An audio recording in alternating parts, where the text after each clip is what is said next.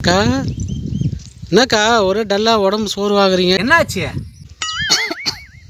அது ஒன்றும் இல்லைப்பா, ஒரு வாரமாக உடம்பு சரியில்லைப்பா, அதான் ரொம்ப டயர்டாகுது, நடக்கூட முடியல.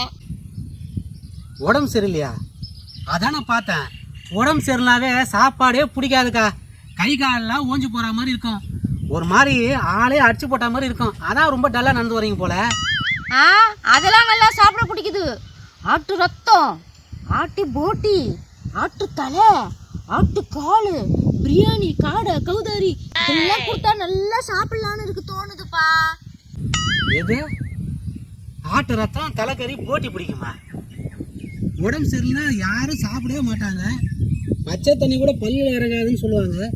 இது என்ன எல்லா ஐட்டத்தையும் சாப்பிட்றது? எனக்கு என்னவோ உனக்கு உடம்பு சரியில்லைன்னு தோணல. உன் மேலே காஞ்சனாவும் முனியும் இறங்கியிருக்கா மாதிரி எனக்கு தோணுது. நான் சுந்தர் சியும் லாரன்ஸ் மாஸ்டரையும் கூட்டின்னு வரேன். அவங்க 2 பேரும் தான் இப்போதைக்கு தமிழ்நாட்டில் பேய் ஓட்டுறதுல எக்ஸ்பர்ட்டு. அவங்கள கூட்டின்னு வந்தால் தான் உன் மேலே முனி இருக்கா காஞ்சனா இருக்கான்னு தெரிஞ்சிடும். என்னத்தா?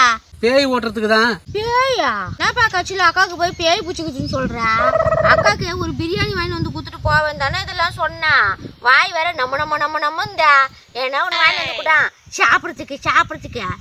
ஓசியில் யாராவது பிரியாணி வாங்கி கொடுக்கறதுக்கு ஆள் இருந்தால் வாய் நம்மன்னு தான் இருக்கும். எனக்கெல்லாம் உடம்பு சரியில்லை, ஒரு வாரத்துக்கு பச்சை தண்ணி கூட இறங்காது. உனக்கு பிரியாணி கேட்குதா? பிரியாணி ஏதோ தெரிஞ்சவங்க நல்லா இருக்கீங்களா அப்படின்னு கேட்டதுக்கு ஒரு குத்தமா பாக்கெட்டில் இருக்கிற காசு ஆட்டையை பொறுத்துக்கு என்ன சொல்லுது பாரு. ஆட்டு ரத்தம், குடல், தலைக்கறி. அக்கா உடம்பு சரியாம தானே ஆசைப்பட்டு ஒரு பிரியாணி வாங்கி கொடுன்னு கேட்குறான். இப்படி சொல்கிற நீயா? என்னப்பா நீயா? ஆளை விட்றா சாமி, இங்கே நின்னா எல்லா காசையும் ஆட்டையை போட்டுரும் போல. எப்பா ஆளை விடு அம்மா. ஐயோ தம்பியா இருப்பா. எஸ்கேப் ஆயிட்டானே, இவனை ஏமாத்தவே முடியலையே. பயங்கர உஷாரு இது.